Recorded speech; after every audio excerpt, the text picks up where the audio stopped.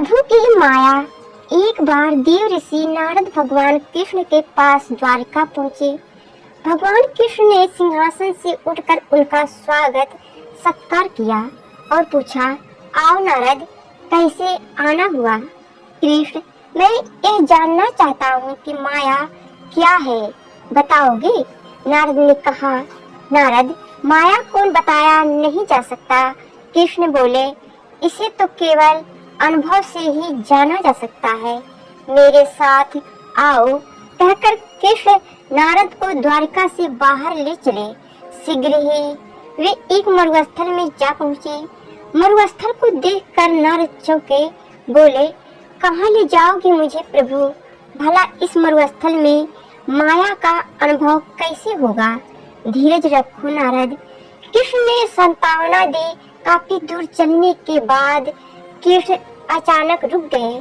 गले पर हाथ रखते हुए उन्होंने कहा, अब और नहीं चला जाता नारद, मेरा गला सूख रहा है। एक पात्र ले जाओ और कहीं से जल लेकर आओ। घबराइए मत कृष्ण। नारद ने पात्र लेते हुए कहा, मैं अभी जल लेकर आता हूँ। नारद जल की खोज में निकल पड़े। उन्होंने दूर दूर तक दृष्टि घुमाई। हर तरफ उन्हें बालू के ऊंचे ऊंचे टीले ही दिखाई दिए। वे पर जब वे कुछ और बढ़े तो एक छोटी सी बस्ती उन्हें दिखाई दे गई। नारद बस्ती के समीप पहुँचे तो एक कुएं पर पानी भरती एक नव युवती उन्होंने देखी। नव युवती बहुत ही सुंदर थी। देवी, थोड़ा सा जल पिलाकर मेरी प्यास बुझाओगी? मैं बहुत प्यासा हूँ। नारद ने कहा, हाँ हाँ, क्यों नहीं, लीजिए, जल पी लीजिए। युवती के मुंह से बीड़ा के तारों जैसी झनकार के शब्द निकले। उसने जल पात्र से नारद को जल पिलाया। इस बीच नारद मुग्ध भाव से जल पीने के साथ साथ उसका रूप निहारते रहे। यह तो कोई देवी ही है, वह ये भी सोचते रहे। नारद उस सुंदरी के पीछे पीछे उसके घर पहुँचे। वहाँ एक अधेड़ आयु का पुरुष बैठा था। क्या आप ही इस घर के स्वामी हैं? नारद ने पूछा। इस घर का ही नहीं, मैं सारे गांव का स्वामी हूँ। तुम्हें क्या काम है महाराज? उस व्यक्ति ने उत्तर दिया, मैं तुम्हारी पुत्री के साथ विवाह करना चाहता हूँ। नारद ने कहा, हाँ हाँ, क्यों नहीं। अधेड़ आयु के गृह स्वामी ने कहा, तुम न युवक हो, स्वस्थ हो, बलवान हो, परंतु मेरी एक शर्त है। कैसी शर्त? नारद ने आशंकित स्वर में पूछा, तुम्हें मेरी पुत्री से विवाह करके इसी गांव में, इसी घर में रहना पड़ेगा। बस इतनी सी बात है। मुझे तुम्हारी शर्त स्वीकार है। नारद बोले और सोचने लगे कि इस सुंदरी को पाने के लिए तो मैं कुछ भी कर सकता हूँ। दोनों का विवाह हो गया।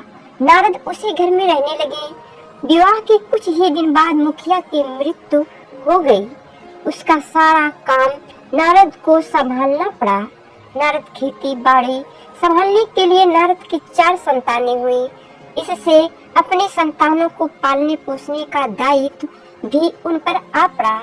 समय अपनी रफ्तार से बीत रहा था कि एक दिन आंधी, तूफान और वर्षा तथा बाढ़ के रूप में उन पर विपत्ति टूट पड़ी।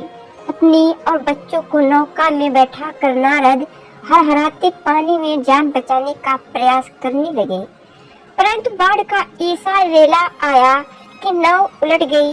नारद की पत्नी और 4 बच्चे बाढ़ के पानी में डूब गए। नारद ने उन्हें बचाने की भरपूर कोशिश की, लेकिन सफलता न मिली। बाढ़ का पानी नारद के बच्चों और पत्नी को ले गया। थोड़ी ही देर बाद पानी का दूसरा रेला आया, जिसने नारद को किनारे पर ला पटका। तट पर बड़े नारद विलाप करने लगे, हाय विधाता, यह क्या हो गया? पत्नी गई, बच्चे डूब गए। हाय, अब मैं अकेला जी कर क्या करूँगा? तभी उन्हें कृष्ण की आवाज सुनाई दी, नारद, मैं बहुत प्यासा हूँ, जल लाए? नारद ने घूम कर देखा, सामने कृष्ण खड़े थे। नारद सुखते ने हुए बोले, कृष्ण, मेरी पत्नी, मेरे बच्चे सभी बाढ़ में बह गए, उन्हें फिर से जीवित कर दो। कृष्ण हंसे बोले, नारद, किस भ्रम में हो? मैं कभी तुम्हारी पत्नी थी और न बच्चे। वह सब तो माया थी। नारद के मन पर छाया संताप मिट गया, उनका भ्रम टूट गया। उन्होंने हाथ जोड़कर कृष्ण को नमन किया, बोले, हे कृष्ण, तुमने मुझे ज्ञान देकर मुझ पर बड़ा उपकार किया है। अब मैं समझ गया हूँ कि जीवन स्वयं माया है, उससे छुटकारा पाना बहुत कठिन है। तुम्हारी कृपा हो तभी मनुष्य उस पर विजय प्राप्त कर सकता है। विशेष माया का शाब्दिक अर्थ होता है अज्ञान। सृष्टि के पालनहार श्री हरि विष्णु जी अपनी माया से ही संसार को चलाती है। जो व्यक्ति श्रद्धा पूर्वक उनकी निस्वार्थ भाव से भक्ति करता है, धर्म के मूलभूत सिद्धांतों का अनुसरण करता है, उसे मुक्ति मिलती है और माया का प्रभाव उसके जीवन में नहीं रहता।